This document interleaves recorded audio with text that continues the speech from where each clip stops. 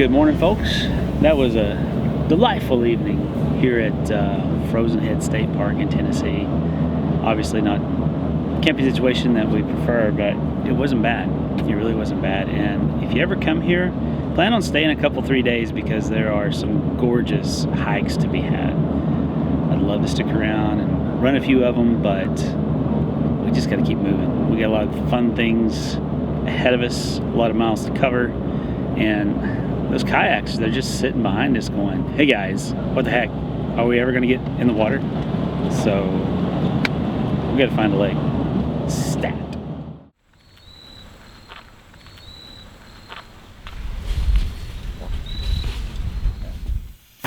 Keep going.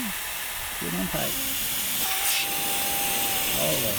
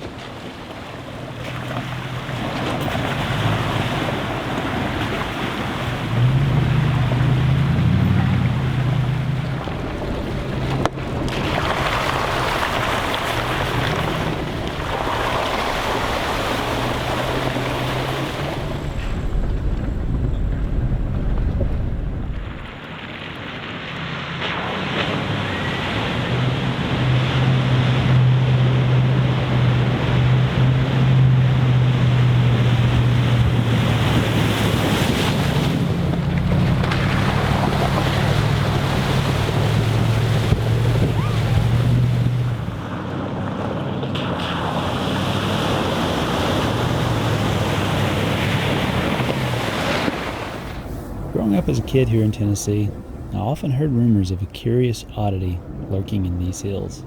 Back then, only a few locals had ever seen this fire-breathing legend in person, and I knew that someday I wanted to find it for myself. Though, after moving west 13 years ago, I had nearly forgotten about this old lore, and now that we were digging into the history of the area, I figured it was time for our family to hunt down this phenomenon and see what all those old stories were really about. We only had a general idea on its location. I figured a little challenge would make things a bit more interesting for us. Well, that was fun. All kinds of creek crossings. Yeah. With so much of this world having already been explored and mapped in great detail, the excitement of discovery is slowly being lost to turn-by-turn navigation and GPS accuracy down to the inch. So, it's fun to leave a little bit of wiggle room when you have the time.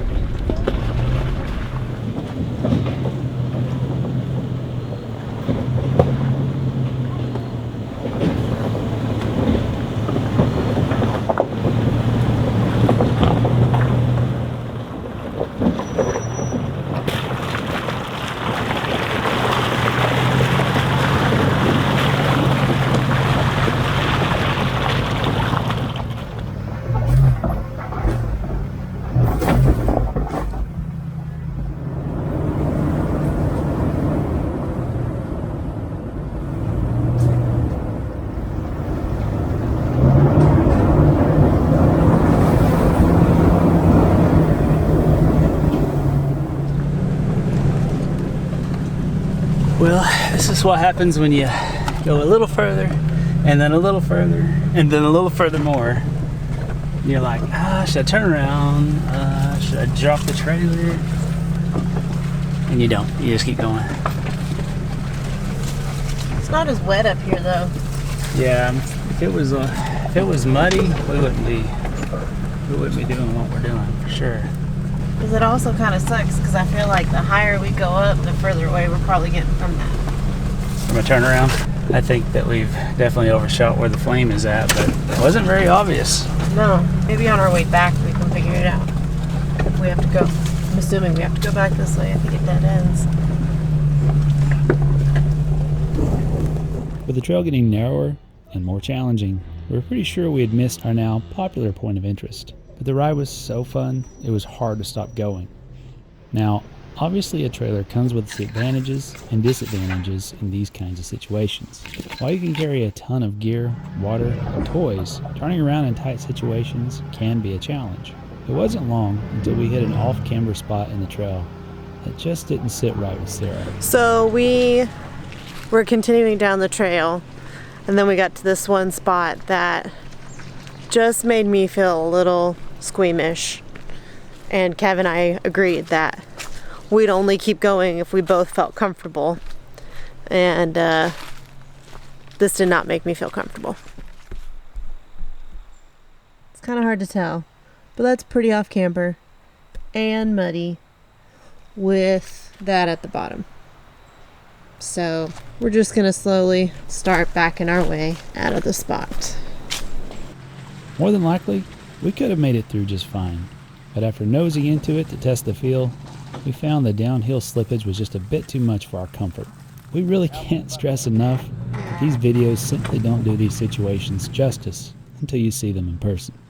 The simplest way to extract a trailer combo from this type of situation is to back it into a flat spot, disconnect the trailer, turn the rig around, spin the nose of the trailer around, and then reconnect. And with the lightweight footprint of the Turtleback Getaway, this would have been very manageable. But I noticed an old switchback about a half-mile away and instead decided to back the trailer into it and then intentionally jackknife the unit in a maneuver that we've used many times out west with our larger expedition trailer to get out of tight spots along impassable trails. After a few minutes of finesse and a game of centimeters, we were back on track and on the hunt again.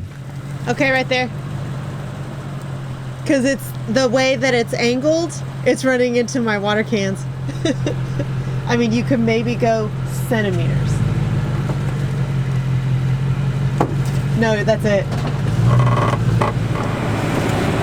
Okay. Oh, you can push through that. Oh, there you go.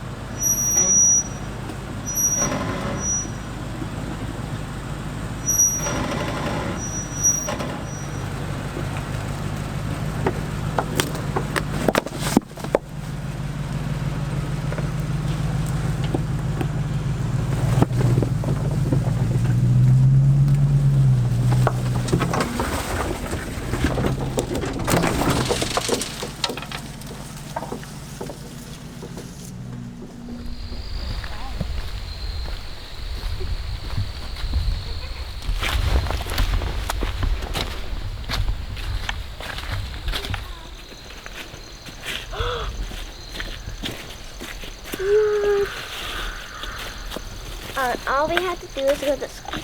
I know.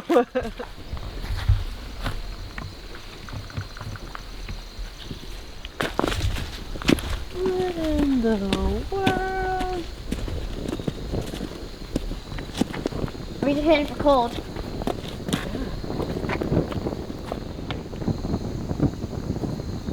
So it's a hole that's putting out natural gas and someone's just lit it Yeah, and it's just gonna burn. forever. Wow. Wow.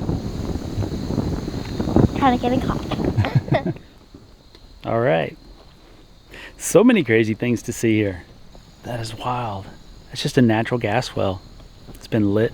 It's been burning for, shoot, I don't know, decades, but it is cool. Took us a while to find it. We took a little detour, but it was worth it. It's still fun. What do y'all think about that? That's so cool. Right? So random too. Crazy. The eternal flame.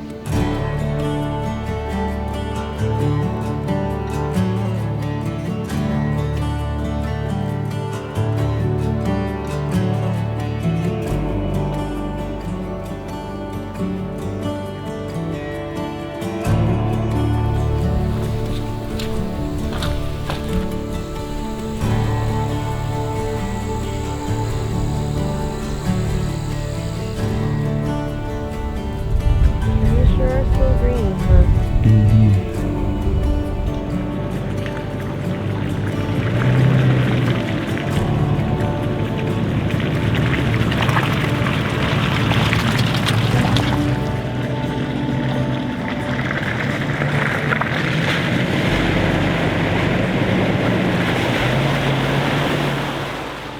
After our quick climb up the mountain, we thought we were heading into some drier ground, but it turns out that the mountain springs and runoff kept this section of the trail a sloppy mess in spite of the nice weather. We made the switch to mud terrains a while back, and this section of the trail only confirmed that it was a worthwhile move.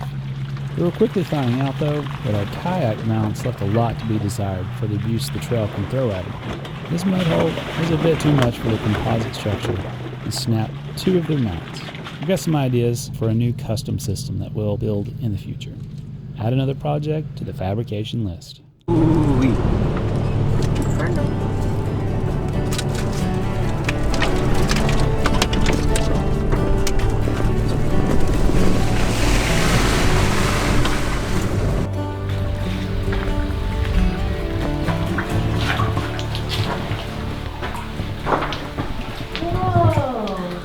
Put the kayak in here and then just push ourselves back. That sounds probably super scary. Right? It'd be like the Goonies. Yeah. Wow. It really just keeps going. Little spider nests.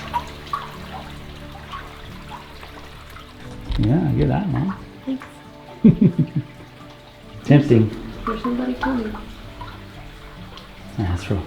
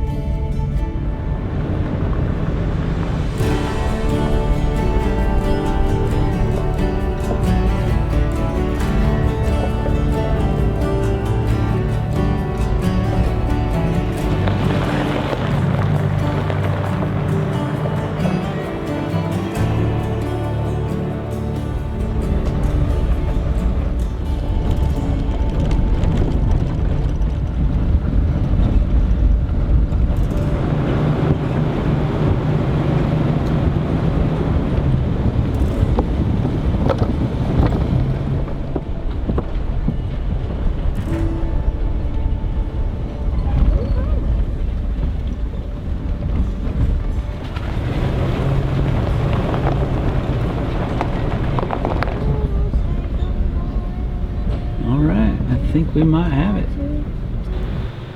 It looks like we have returned to our little hidey hole here in Tennessee. And I think we're going to be able to camp in that exact same spot. You guys remember this one from 2 years ago? Me and my brother? Well, now I finally got to bring the girls here. So let's just see where the best spot's going to be.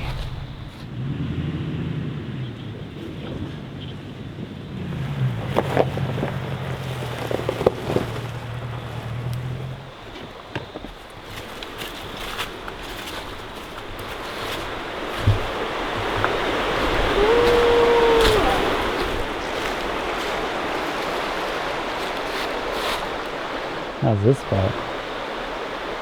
Great. Perfect. Were we actually camping right here? Yeah, Does that mean we can maybe go kayaking? I'm hoping. Maybe not here, but a little further down. I'm so excited.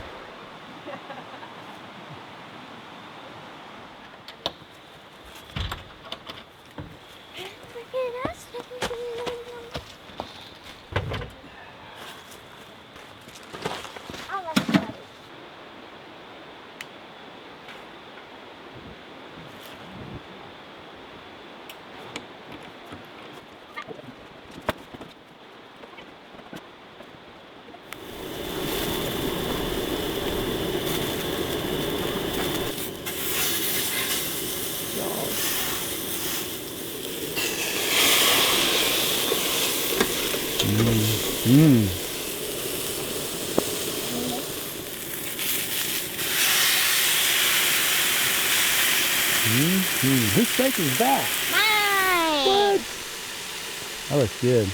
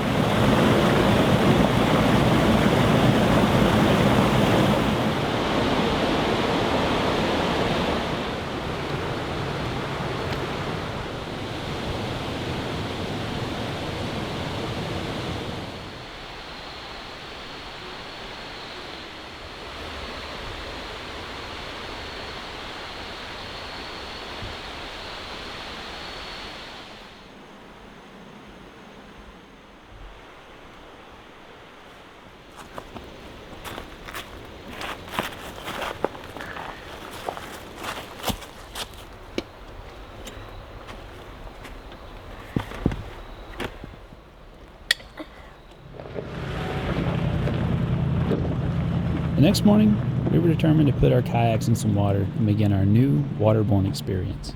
We found a beautiful spot, just a ways up the trail, and even though it would require some work to carry them down to the water's edge, the beautiful glimpses of the river through the trees promised it would be worth the effort. We've been researching kayaks for a few years as a way to branch out into new experiences, but weren't sure if they would be worth the investment or the effort to find ways to carry them with us. But after renting some in Alaska and seeing what landscape and glaciers look like from the water, we were simply hooked. With the sale of our previous turtleback expedition, we opted to take the opportunity to set up the much lighter and more affordable getaway model as a kayak hauler. This has turned out to be the perfect combination due to its much lower rack height, which makes loading and unloading our heavier style fishing kayaks a breeze. The inside storage was also perfect for storing the pedal drive systems, paddles, and removable seats. Not to mention the storage space for extra camping gear like a propane fire pit, chairs, and a table. I'll be giving you a more detailed walkthrough of this setup once we work out our organization layout.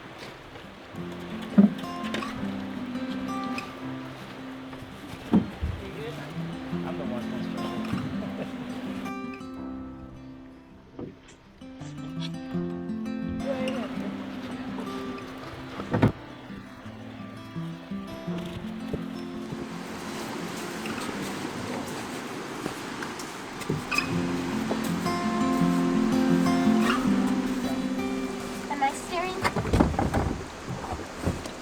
Am I steering? Wait, you don't have your dad. Wait for me.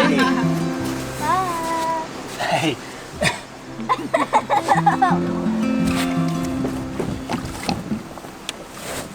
Ready, Dad? Let's go.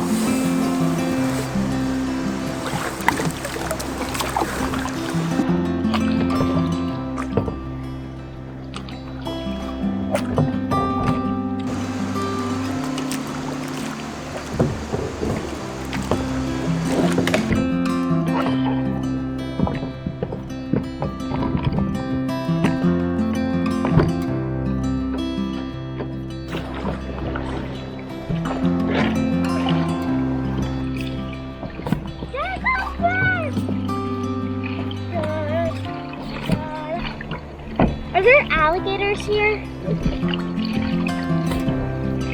Any animals in the water that will eat you? No. Right? Look at that.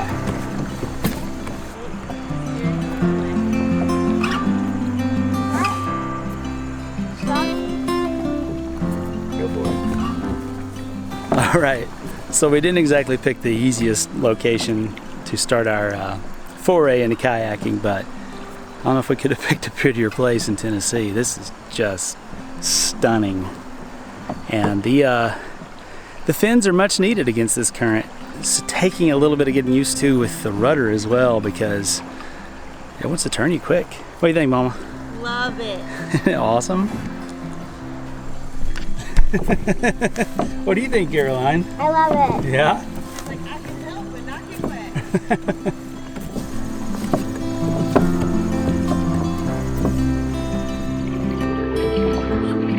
I can make the best one on.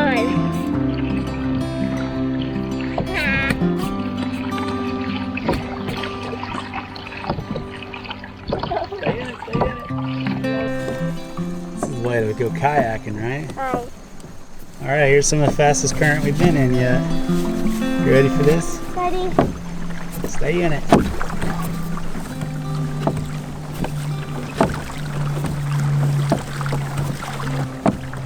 Oh, go faster. Give it all she's got. I don't know if we're making any progress.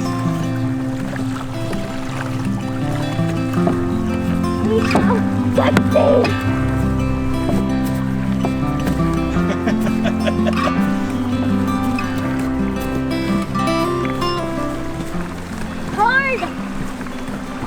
Once in the deeper water, we could install the pedal drive systems and really make these kayaks move, even through the swifter sections. And we soon found ourselves looking up at the historical railroad bridge. I like this so much. I do too. Mine are a little on fire. Whoa.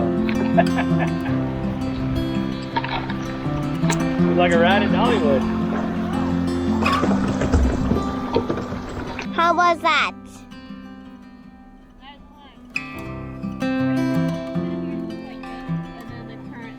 I know. Feels like a roller coaster in a way.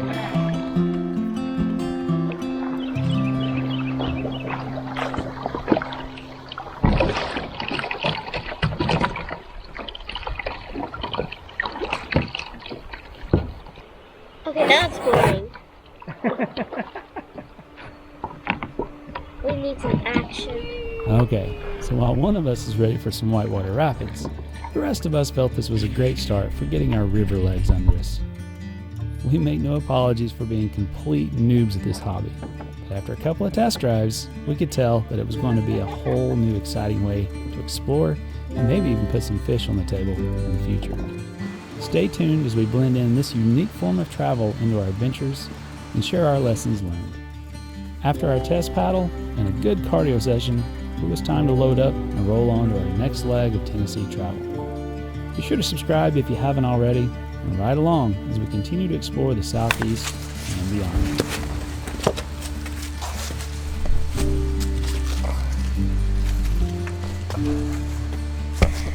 Then that thing hit on my face. Good job.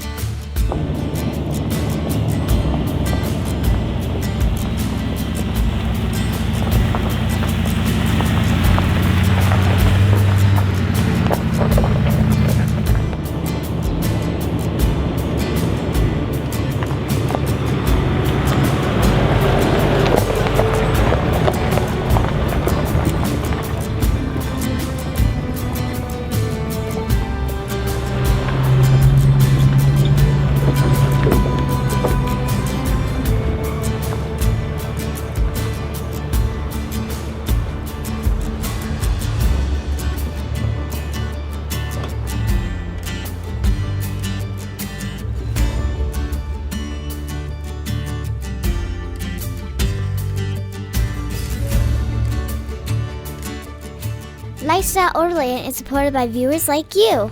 If you like following our adventures, then please join us on patreon.com/lifestyleoverland.